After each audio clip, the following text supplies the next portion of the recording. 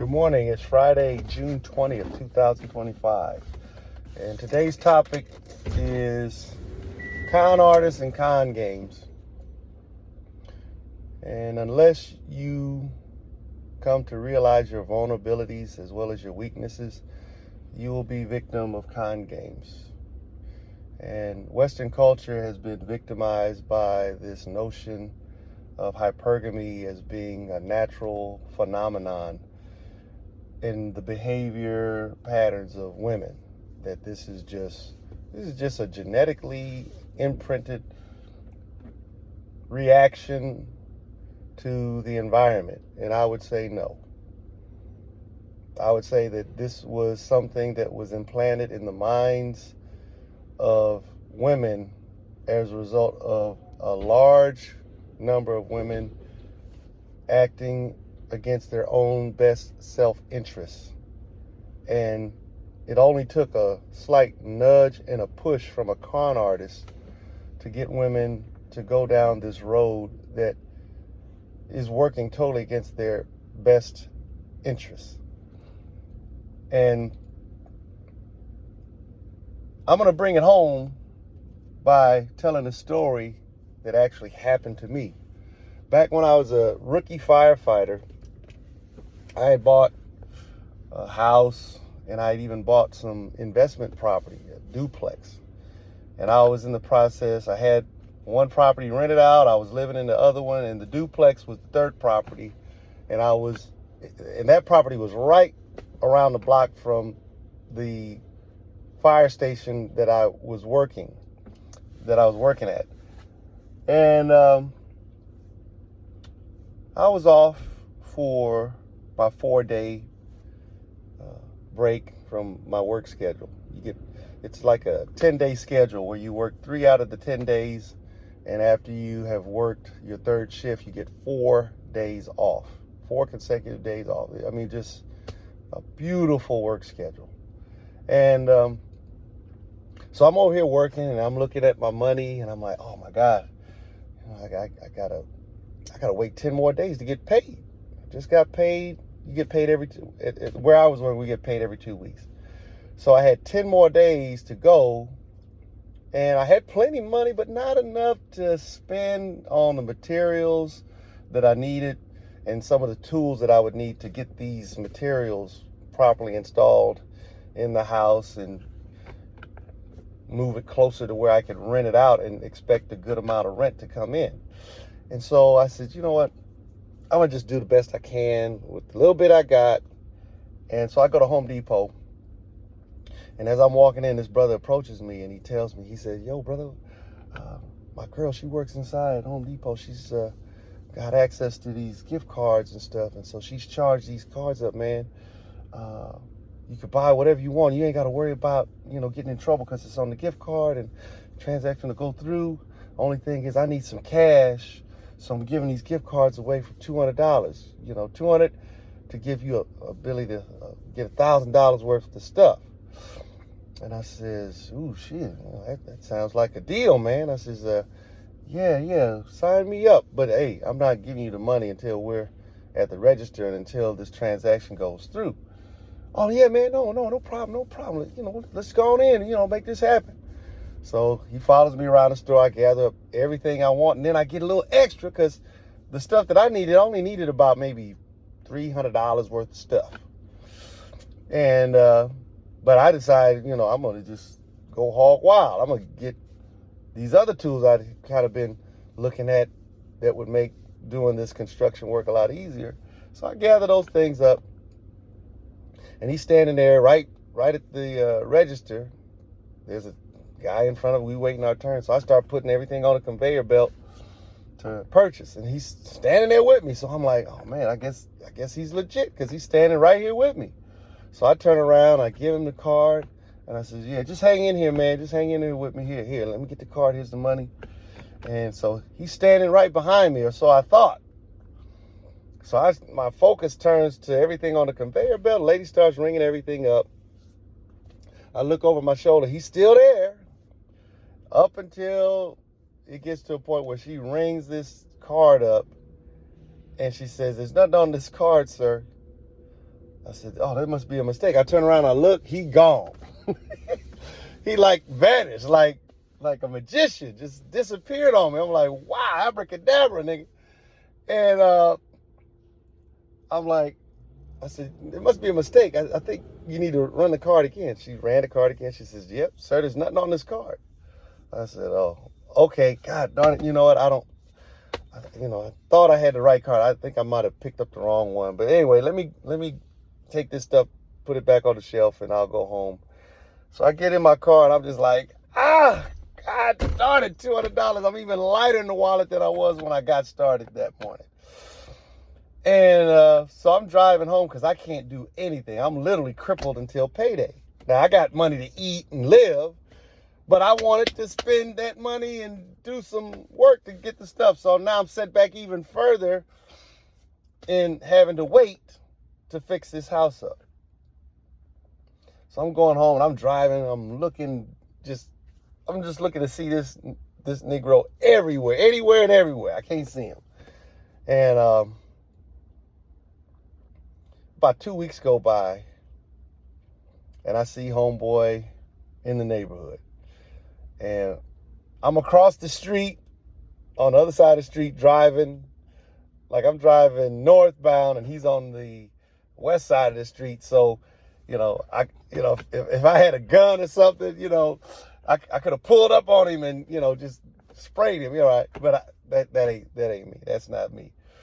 But anyway, I pull up to where he's at, but I'm across the street, and I call out to him. I said, yo, dude, yo. He looks at me. He's getting ready to start running. I said, hey, no, man. You don't have to run. Thank you.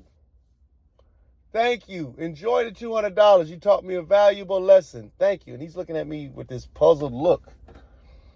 But he taught me a valuable lesson. He taught me that I'm vulnerable, and I'm really, under the power of suggestion, willing to go for it and do evil. Because what I was going to do is get these tools in a dishonest manner, and I'd be at advantage. And I'm really so thankful that I lost that money, because had I won, it would have just emboldened me and encouraged me to be subject to even greater cons in the future. And the greatest con that is currently being perpetrated on Western culture is this notion that what women are doing in terms of this thing called hypergamy is a normal phenomenon. It is a psychopathy. It is an abnormality. It has been accepted as normal behavior in Western culture, but it is a problem. It is something that needs to be dealt with in a very forceful way. And unfortunately, some diseases just have to work themselves out. We can't do anything to inoculate women except to expose it for what it is and to show just how devastating and damaging it can be to each and every person, including people that had done nothing in terms of being hypergamous. Children, ex-husbands, because think about it like this. I look at Tom Brady and Gisele Bündchen as being like, how much more does a man need to be in order for a woman to be content? Tom Brady's 6'6", 6'8". He's big, tall white dude, nice looking white dude, well built white dude. No homo. I'm not gay, but I'm just, as a father, talking to all of my children and all of the women out here in this world. She ends up divorcing him and starts dating her children's karate instructor. Is this hypergamy? I don't understand. Hypergamy is the concept of women dating up. But I'm like sitting there saying, eventually you get to a ceiling, because there's no more men at the top of the pyramid, but there can only be, like Highlander, that movie Highlander, there can be only one. But the whole thing is, we live in a world where we got so many different men and stuff, but certain men are going to be content dealing with just an average bum broad. But here it is. Women have bit into this poisonous apple of, oh, I'm hypergamous. You know, there's videos where women are, bragging about them. They're being hypergamous. And I'm like, okay, so she's been nudged into just eating the whole pie. She's going to just, instead of just nibbling at it, she's going to eat the whole thing.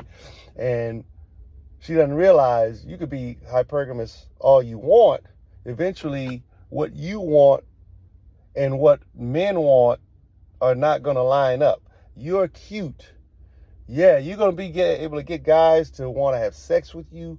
But in terms of a long-term commitment, you could be hypergamous to a degree, but at some point you have to be content because you might have children. Your body's going to get all tore up behind having children, or you're going to have to make commitments to take care and love these children.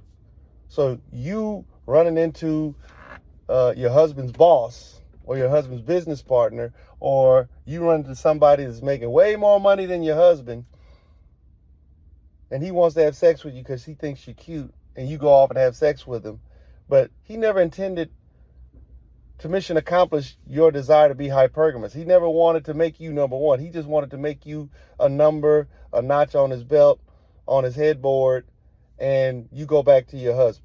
Or you go back, you don't even give a damn where you go. Just go. You just go away. That's not hypergamous. That's evil. That's doing wrong. And we need to call it for what it is so that the younger women, as they are coming into this game of life and adulthood, they'll see it for what it is and they'll know what to do and what not to do. So, second video. This goes back, my last video I did maybe about a month ago, but I've thought about this and I've just been so convinced as a result of certain things that have happened in my life to understand that hypergamy is a symptom of a mental disorder that has affected too many of the women in Western culture to the degree that so many of them, they say one out of 4 women is on psych meds, and many more are starting to sign up for therapy. Sounds like we got a problem with a lot of sick women, and we have a very sick culture. And it's only preying upon the evil in the heart of women, just as homeboy preyed on the evil in my heart to take advantage and steal from Home Depot. But hey, what do I know? In today's culture, they say, well, what you think is right and wrong may not be what's right and wrong for me. But put yourself on the other side of the equation. Would you want somebody coming to your store and stealing from you? Would you want an employee charging up gift cards to where the person at the cash register who's checking out these products is not even realizing that they're participating in a theft? You're in business to make money, not give things away. So, from my perspective as a thief, it's good for me to steal. Well, from my perspective as a business owner, if you were a business owner, would you want people stealing from you? Well, no, of course not. But that's not for me right now. I'm a thief. But one day you might become a business owner. And when you do, don't complain when people steal, because they're doing what they think is right. And I don't understand why it's so difficult to see what I'm trying to illustrate. But I guess we've dumbed down and we've catered to people and what are their tastes and preferences instead of breaking things down into black and white terms of absolute. Have a good day, you guys. We'll talk more later.